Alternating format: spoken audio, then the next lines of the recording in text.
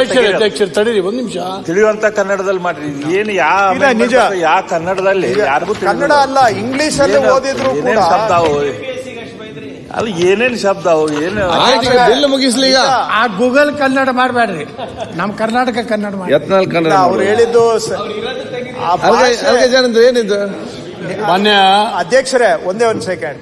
ಅದು ಇಂಗ್ಲಿಷ್ ಆಗ್ಲಿ ಕನ್ನಡ ಆಗ್ಲಿ ಓದ್ಬಿಟ್ರೆ ಇದರ ಅರ್ಥ ಏನು ಅಂತ ಗ್ರಹಿಸ್ಕೊಳ್ಳೋ ಅಷ್ಟೊತ್ತಿಗೆ ನಮ್ಗೆ ಒಂದ್ ಕಾಫಿ ಕುಡಿಬೇಕು, ಅಷ್ಟು ತಲೆ ಬಿಸಿ ಆಗುತ್ತೆ. ಇದು ಒಂಥರ ಆವತ್ತಿನ ಭಾಷೆಯಲ್ಲಿ ಬರ್ದಿದ್ದಾರೆ, ಆವತ್ತಿನ ಭಾಷೆ. ಇವತ್ತು ಸರಳೀಕರಣ ಮಾಡೋ ಅವಶ್ಯಕತೆ ಇದೆ.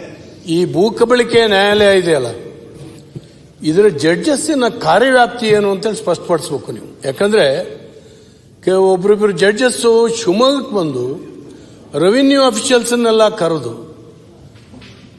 ಇದನ್ನ ಸರ್ವೆ ಮಾಡಬೇಕು, ಹೀಗೆ ಮಾಡಬೇಕು, ಹಾಗೆ ಮಾಡಬೇಕು, ಡೈರೆಕ್ಷನ್ ಕೊಟ್ಟು ಬಂದಿದ್ದಾರೆ. ಇದೆಲ್ಲ ಮಾಡ್ಲಿಕ್ಕಾಗತ್ತ ಅವರು?